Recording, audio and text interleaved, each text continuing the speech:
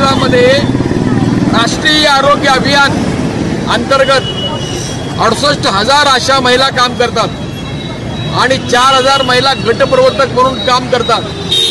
राष्ट्रीय आरोग्य अभियान हे 2005 सालापासून या देशामध्ये सुरू झालं असून या देशातील वाढलेले मातृत्व मृत्यू आणि लहान मुलांचे मृत्यू थांबवण्यासाठी ही योजना सुरू झाली।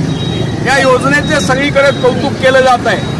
विशेषतः कोविड काळामध्ये अशा महिलांनी स्वतःचा जीव धोक्यात घालून जे काम केलेलं आहे त्याचं सगळ्या जगभर कौतुक झालं।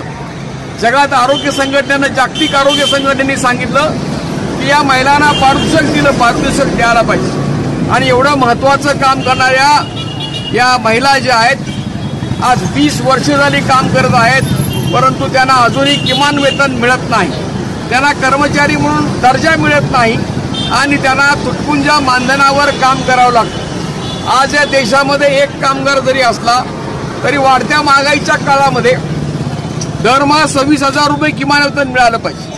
म्हणजे अशांना महिलांना 26,000 रुपये मिळाला पाहिजे। त्याचबरोबर त्यांना प्रॉव्हिडंट फंड योजना लागू झाली पाहिजे, ESI योजना लागू झाली पाहिजे, त्यांना ग्रॅज्युटी मिळाली पाहिजे आणि आता त्या 20 वर्षे काम केल्यानंतर ज्यावेळेस रिटायर होतील 60 वर्षानंतर